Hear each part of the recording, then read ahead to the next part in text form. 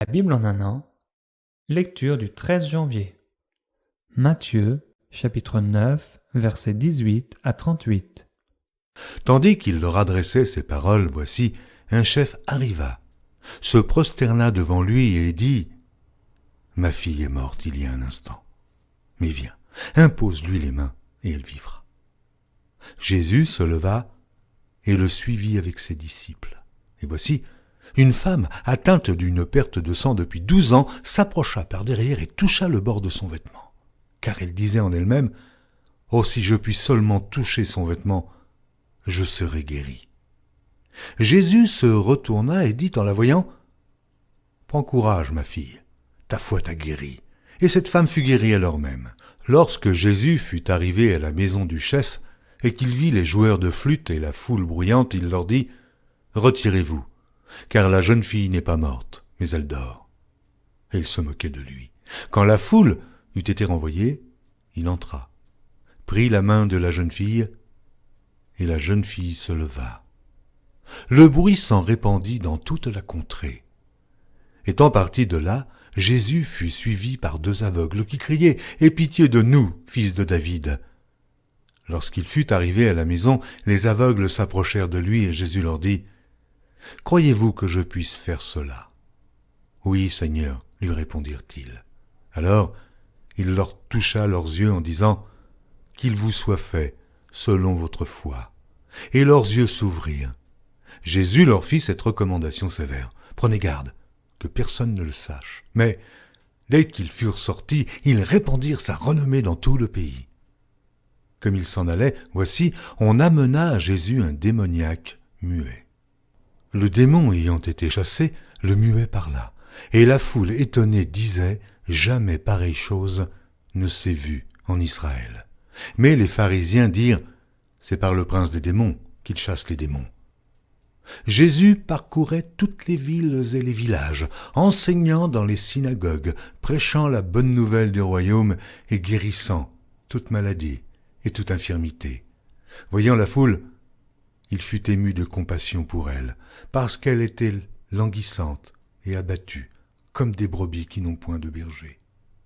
Alors il dit à ses disciples « La moisson est grande, mais il y a peu d'ouvriers.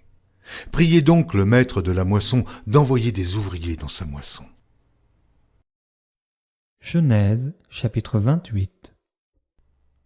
Isaac appela Jacob, le bénit et lui donna cet ordre. « Tu ne prendras pas une femme parmi les filles de Canaan. Lève-toi, va à Padam Aram, à la maison de Bethuel, père de ta mère, et prends-y une femme d'entre les filles de Laban, frère de ta mère. Que le Dieu Tout-Puissant te bénisse, te rende fécond et te multiplie afin que tu deviennes une multitude de peuples. Qu'il te donne la bénédiction d'Abraham à toi et à ta postérité avec toi, afin que tu possèdes le pays où tu habites comme étranger et qu'il a donné à Abraham. » Et Isaac fit partir Jacob, qui s'en alla à Padam Aram, auprès de Laban, fils de Bethuel l'araméen, frère de Rebecca, mère de Jacob et d'Ésaü. Ésaü vit qu'Isaac avait béni Jacob, et qu'il l'avait envoyé à Padam Aram pour y prendre une femme. Et qu'en le bénissant, il lui avait donné cet ordre, « Tu ne prendras pas une femme parmi les filles de Canaan. » Il vit que Jacob avait obéi à son père et à sa mère, et qu'il était parti pour Padam Aram.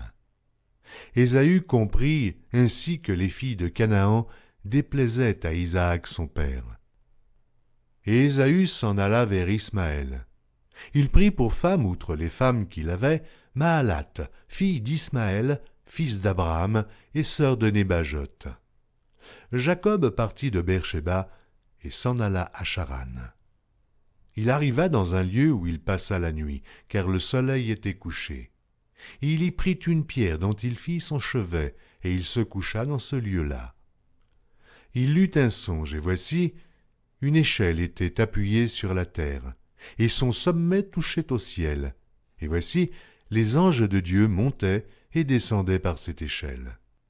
Et voici, l'Éternel se tenait au-dessus d'elle, et il dit « Je suis l'Éternel, le Dieu d'Abraham ton père, et le Dieu d'Isaac. La terre sur laquelle tu es couché, je la donnerai à toi et à ta postérité. Ta postérité sera comme la poussière de la terre.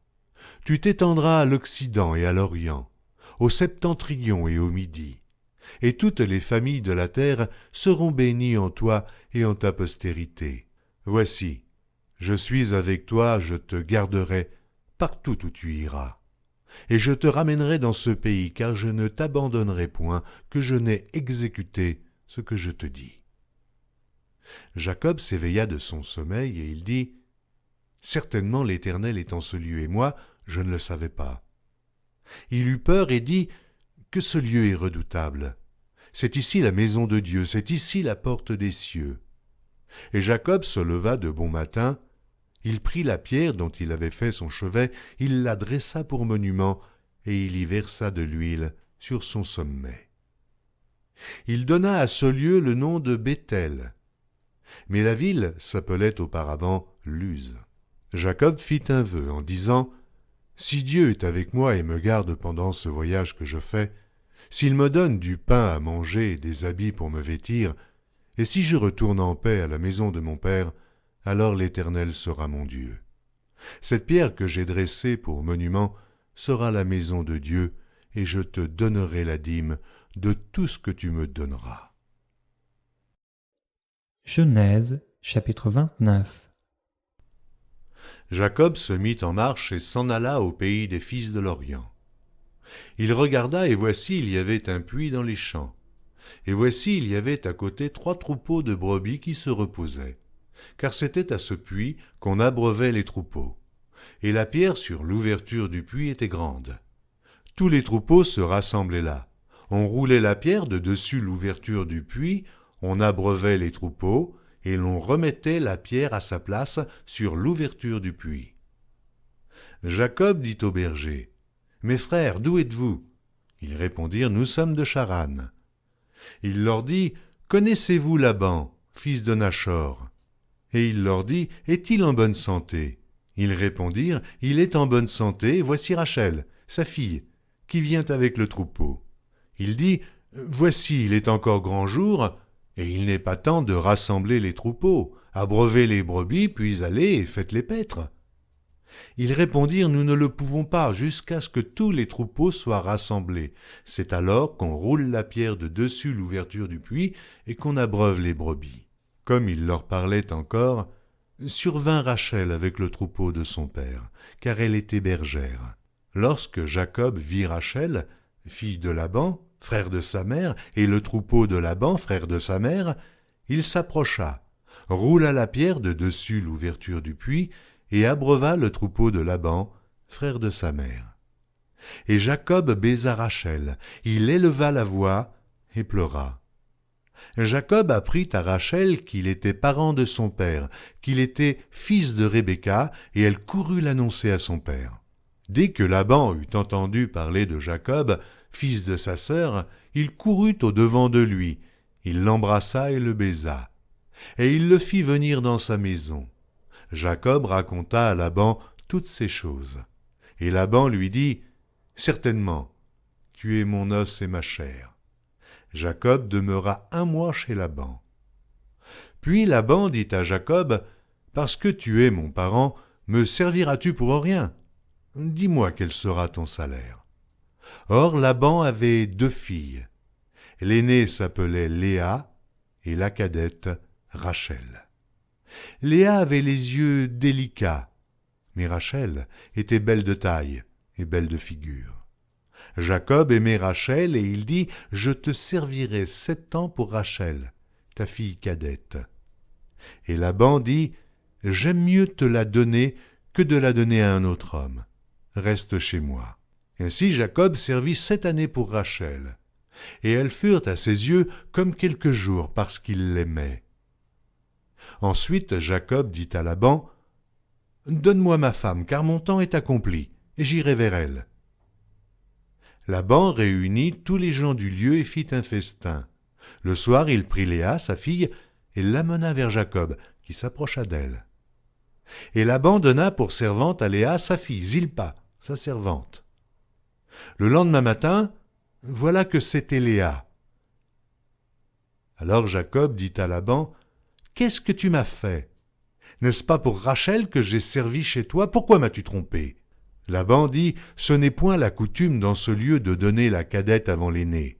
Achève la semaine avec celle-ci, et nous te donnerons aussi l'autre pour le service que tu feras encore chez moi pendant 7 nouvelles années. » Jacob fit ainsi, et il acheva la semaine avec Léa. Puis Laban lui donna pour femme Rachel, sa fille. Et Laban donna pour servante à Rachel, sa fille, Bila, sa servante. Jacob alla aussi vers Rachel, qu'il aimait plus que Léa, et il servit encore chez Laban pendant 7 nouvelles années. L'Éternel vit que Léa n'était pas aimée, et il la rendit féconde, tandis que Rachel était stérile. Léa devint enceinte et enfanta un fils, à qui elle donna le nom de Ruben. Car il dit, « L'Éternel a vu mon humiliation, et maintenant mon mari m'aimera. » Elle devint encore enceinte et enfanta un fils, et elle dit, « L'Éternel a entendu que je n'étais pas aimée, et il m'a aussi accordé celui-ci. » Et elle lui donna le nom de Siméon. Elle devint encore enceinte et enfanta un fils, et elle dit, « Pour cette fois mon mari s'attachera à moi, car je lui ai enfanté 3 fils, c'est pourquoi on lui donna le nom de Lévi. » Elle devint encore enceinte et enfanta un fils, et elle dit, « Cette fois je louerai l'Éternel. » C'est pourquoi elle lui donna le nom de Juda, et elle cessa d'enfanter. Psaume chapitre 11. Au chef des chantres de David.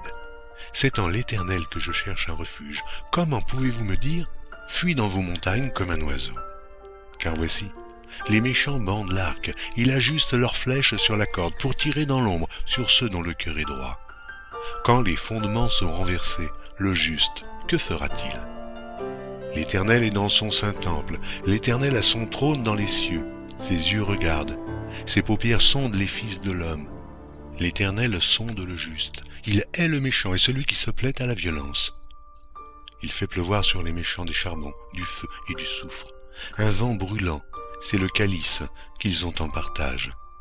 Car l'Éternel est juste, il aime la justice, les hommes droits contemplent sa face.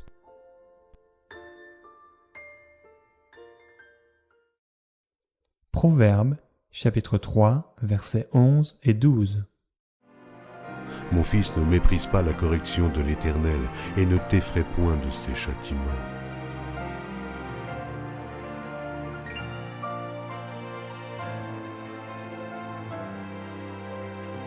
Car l'Éternel châtie celui qu'il aime, comme un père l'enfant qu'il chérit.